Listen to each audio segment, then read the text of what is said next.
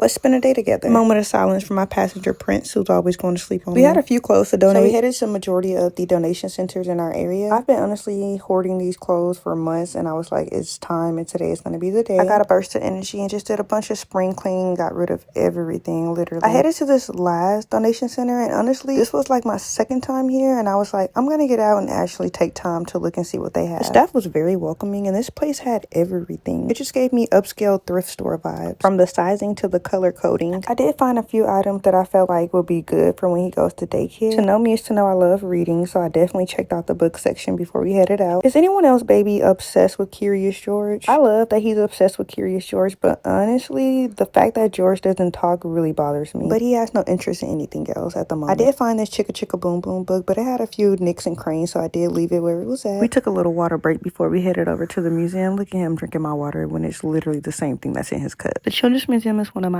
favorite museums because number one, it's fun, number two, is educational, and number three, it just brings back so many memories. I absolutely love that they renovated the second floor for babies 18 months and younger. Also, if you are a family that uses WIC or SNAP, you do get in for free. Anyways, I enjoy letting my baby get all of his energy out. I do find keeping him up and active definitely helps him sleep longer at night. I don't know, I just always try to find something fun, something interactive to do with him every day. That way we both are staying fit and healthy. Y'all don't know who enjoyed the museum more, me or him, but we both had a ball. And to think that he will be one next month really just makes me feel so sad, because I'm like, I just brought him home. At this point, we both had a long day and was very tired. He immediately got in that tub. Bathing him as soon as we walked through the door kind of lets him know that, hey, it's time to wind down. And by this point, he's so used to it that he knows that it's time for a bath. Then he gets a bottle and he is out for the night, y'all. I do allow him about 10 to 15 minutes of screen time while he finishes his bottle. After that, I get myself washed up, turn on my show, and that's pretty much our day.